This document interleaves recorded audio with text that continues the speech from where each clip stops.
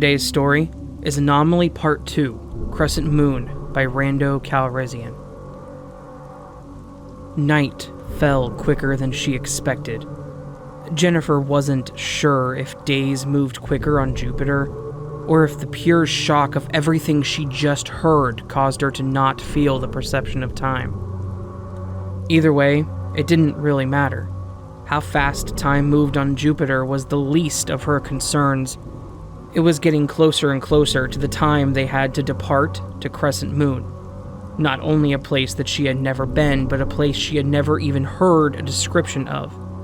Were all places on Jupiter the same? Filled with canyons and valleys, with dark red and brown rocks? Or were there places that looked just like Earth, with beautiful dark green grass, tall brown trees with limbs that people could climb and break off, and leaves of every shape and size with a variety of beautiful greens, reds, and browns? Or was every place on Jupiter different, something that she couldn't think of in her head because she never seen it before? There was no way of knowing until she saw it for herself. This both intrigued her and terrified her. As the mission grew closer, everyone was instructed to go down to the weapons vault. She followed, staying close to Margot. "You were right," Jennifer whispered in her ear. "About what?" Margot responded, trying to keep her voice quiet as her thick Russian accent made it very difficult to whisper. Jennifer pointed to the one known as the Anomaly. "About him?" Jennifer snarled. "Nothing about that man is pleasant," Jennifer added. Margot chuckled under her breath. "You clearly haven't seen him in action yet," Margot softly replied. She constantly glanced up at him to make sure he had not noticed their little conversation. "Try not to be left behind, or get overrun. He will not hesitate to let you die," Margot said, glancing up at him one more time. "We'll talk later. It's not safe to be talking about him so close to his ears." Jennifer nodded in agreement. The rest of the walk to the weapons vault was in utter silence. When they arrived, the Anomaly stopped at the door.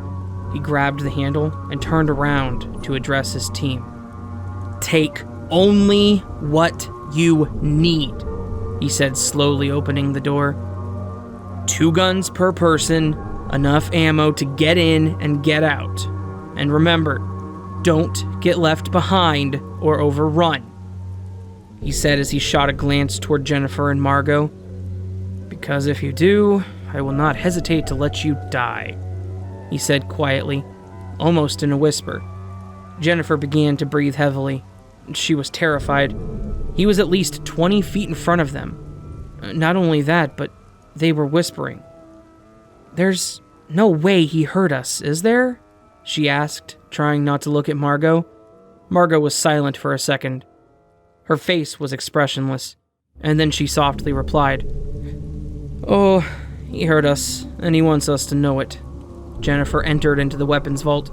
Inside were Desert Eagles, 12-gauge shotguns, AR-15s and M16s, and enough ammo to supply the U.S. Army for at least 10 decades. "Choose your weapons carefully," the Anomaly said at the front of the vault. "Every single one can kill a vampire, but as you know, some of them are a bitch to reload," he said as he grabbed a Desert Eagle.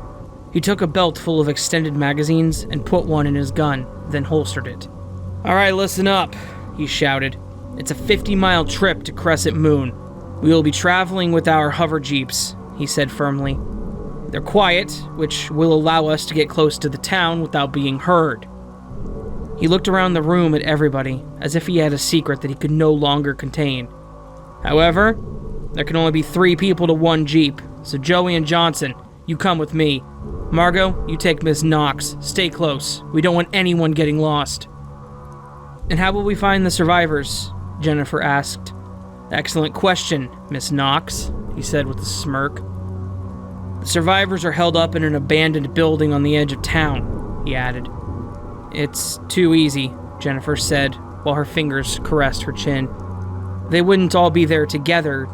It presents too big of a target." The Anomaly began to chuckle. You act as if I'm unaware of this, he said as he gave her a cold, dead stare.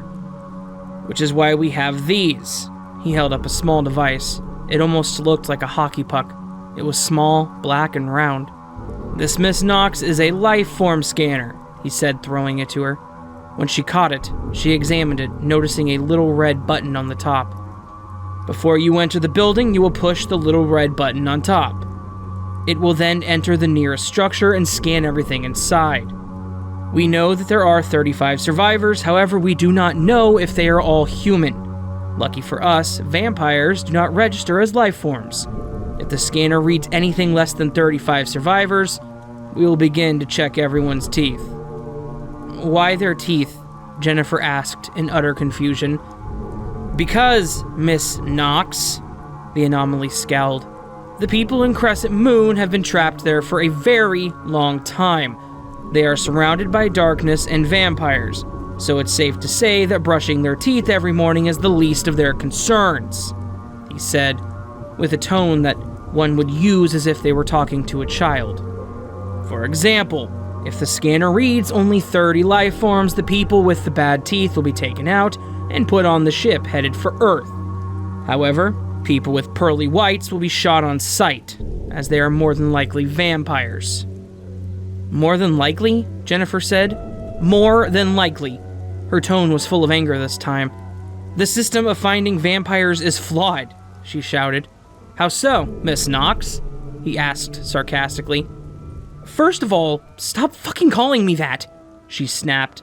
My name is Jennifer. And second of all, what if there is a person in there that just genetically has good teeth? You're going to risk killing them as well? She shouted at the top of her lungs, demanding an answer. First of all, Miss Knox, he said so loud it echoed off the walls then through the entire vault. I will call you whatever I damn well choose, and second of all, to ensure the safety of all the survivors, and to make damn well sure that one of these things doesn't make its way back to Earth, yes, he yelled. The room was silent. The only two voices that could be heard were Jennifer's and his own. How can you be like this? She asked in frustration. Even after everything she knew about him, she still couldn't understand why human life meant so little to him. Please, she begged. Don't do this. He stared at her. His bright blue eyes pierced her very soul. He looked at her how a lion looks at its helpless prey. We have a job to do, Miss Knox, he said softly. No matter the cost. She shook her head in disbelief. She now knew there was no negotiating with him, no way to make him see her side. So instead, she simply looked at him dead in the eyes and said, You're a monster. The Anomaly simply laughed, and then said, Well, then it's good to know I'm not alone. This comment alone made her quiver, and nevertheless, their argument was finally over, and they began their journey to Crescent Moon. And this was the first time Jennifer got to see what other parts of Jupiter looked like. She was shocked to see that the rocky canyon part their base was on only extended for 3 miles. Past that, there were beautiful lakes and rivers. The still water was crimson red, similar to the blood-red sky. But the running water and the waterfalls were a beautiful, dark purple. She also saw beautifully rich forests. The color of the bark on the trees was a navy blue, and the color of the leaves was a beautiful shade of amber. And the grass, it was a deep, rich purple, almost black, and it sparkled in the sunlight. It's so beautiful, Jennifer said to herself. She chuckled a little. It's a shame it's so dangerous. It's a solemn reminder, Margot replied. All too often the most beautiful things in life are littered with danger. She said while keeping fixed on the vehicle in front of them. Jennifer sat back in her seat. She stared at the Jeep.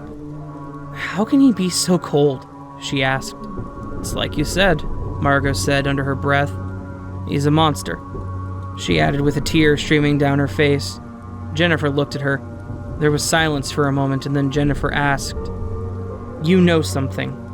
What is it? Margot's single tear turned into red eyes and moans of sorrow. There was a mission, Margot said through heavy breathing and tears. Survivors were trapped in a warehouse full of She could barely speak through her crying. Full of what? Jennifer asked. Children? She put her hand over her mouth. Oh my God, she said under her breath. He told us... Margot paused. She could barely get her words out. He told us that the mission was too dangerous. That all those people, those children, were better off dead. Margot began to sob. Tears poured down her face like rain. So he burnt it. He burnt it to the fucking ground, she hissed. That's when I saw what he truly was. He's not just a monster. He's an animal, one that should be put down. At this point, they had made it to Crescent Moon. The building that the survivors were in was small. The smell of sex and human waste poured out from the holes that penetrated the wall. All right. It's very important that we do this quickly and quietly. High Command is sending a ship to these coordinates, the Anomaly whispered. Let's get these people back to Earth. It didn't take long to scan the survivors. When they were done, Johnson approached the Anomaly. Sir, we count 35 survivors. However, the scanner only reads 34 life forms. The Anomaly looked at the scanner. He shook his head. No, this place is too small. People are crammed in here. There has to be some sort of mistake. Check again, then recheck, he said, handing Johnson back the scanner. I did, sir. Johnson glanced back at the group of survivors. Somebody in here isn't who they say they are. Start checking everyone's teeth, the Anomaly said. Kill the person that has perfect ones. And they did as he instructed. About a minute later, Johnson reported to the Anomaly and said, Sir, we're checking all the survivors' teeth as quick as we can. The Anomaly stared at him, both confused and intrigued. He asked, Is there a problem? Johnson swallowed. The cold sweat dripped from his forehead.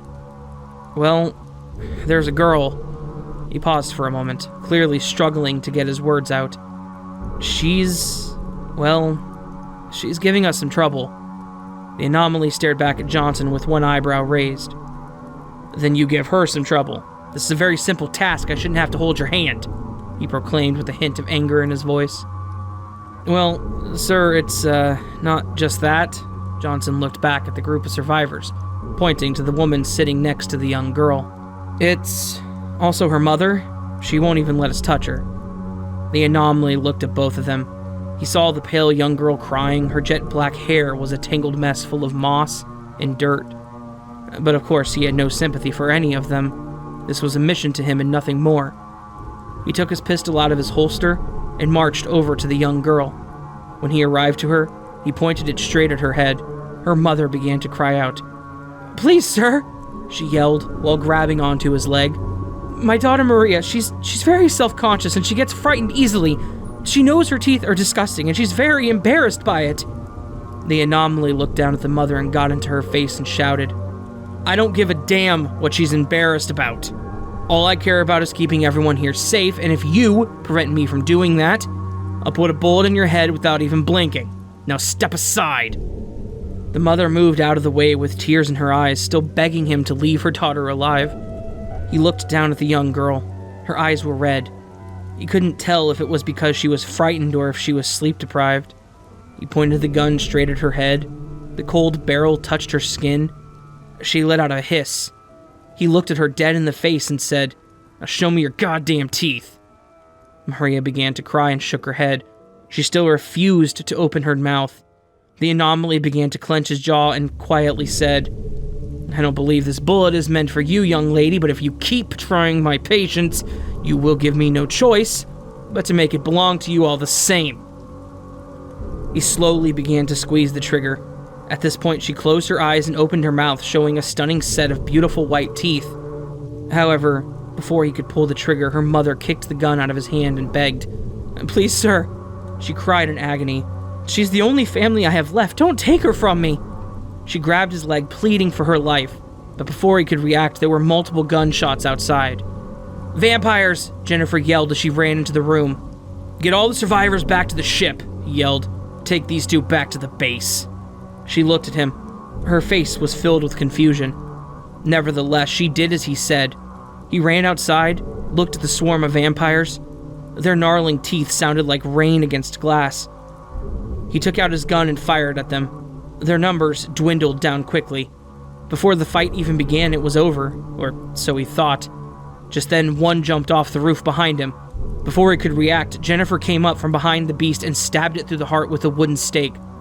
Her eyes widened, horrified at what she had just done. "I had it under control," he said, his blue eyes piercing her soul. "Under control?" she said, clearly irritated. "Under fucking control?" This time shouting. "I just saved your goddamn life. The least you could do is say thank you."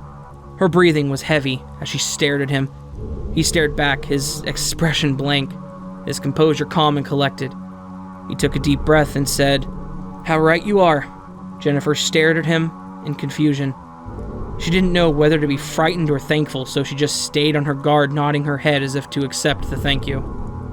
"I think it's time that you got to know me, Miss Knox." Again, she stared at him, not knowing what to think. "What do you mean, get to know you?" she asked, her voice shaking a little. "Well, I feel I've been a bit harsh to you," he said, smirking. This put Jennifer on edge. "After all, you're part of my crew, are you not?" She nodded her head. Her whole body was tensing up. "Yes, sir." She could no longer hide the shake in her voice. She was trembling. "I was born in 1169 in a small town in Jerusalem," he said, sitting down on a nearby tree stump. After he said this, all the tension that grew up in her body ceased, and she was instead filled with curiosity. "In 1185, when I was 16, old enough to hold a sword, I joined Richard the Lionheart's army, and I fought in the Crusades," he said, taking a hidden knife out of his shoe. He looked at it and began rubbing the blade with his finger. "It was there I found out that I could never die," he said in a soft, depressed tone. "How did you come to this discovery?" Jennifer asked, her curiosity piquing. "I had no experience with the sword. I couldn't even hold it properly, it being so heavy and awkward and whatnot. I was the head of the first day of battle," he said, while still looking down at his knife. Jennifer's eyes widened.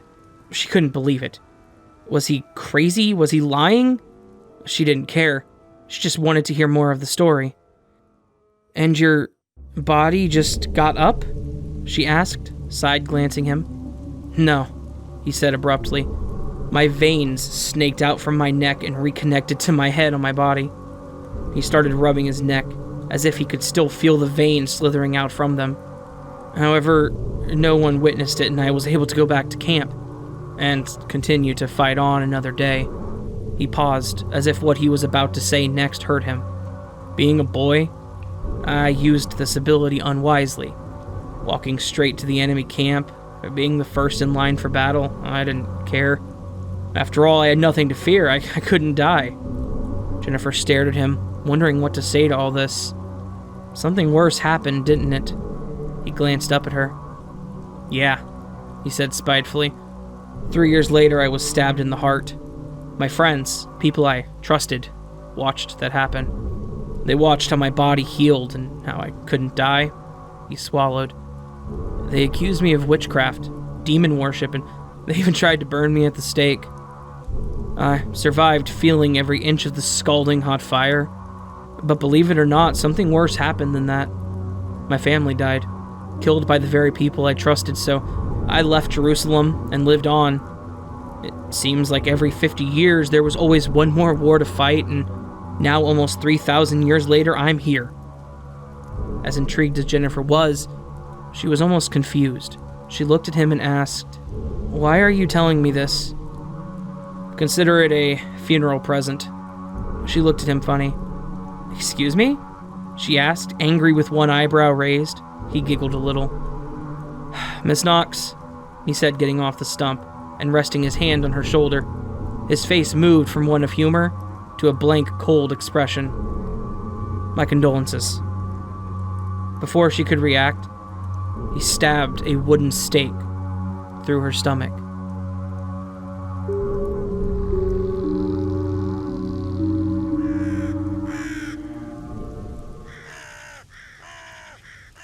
So that, my friends, was Anomaly Part 2, once again by RandoCalrissian. Of course, you guys already know that, though. Mr. Star Wars reference himself. Sorry. Alright. Interesting twist on the story. I'm interested. I like this. Excited to see how part 3 goes. Part 3 will be up here shortly, here in the near future. Yeah, and I hope you guys are enjoying this one. It's only 3 parts, but, you know, it's still good.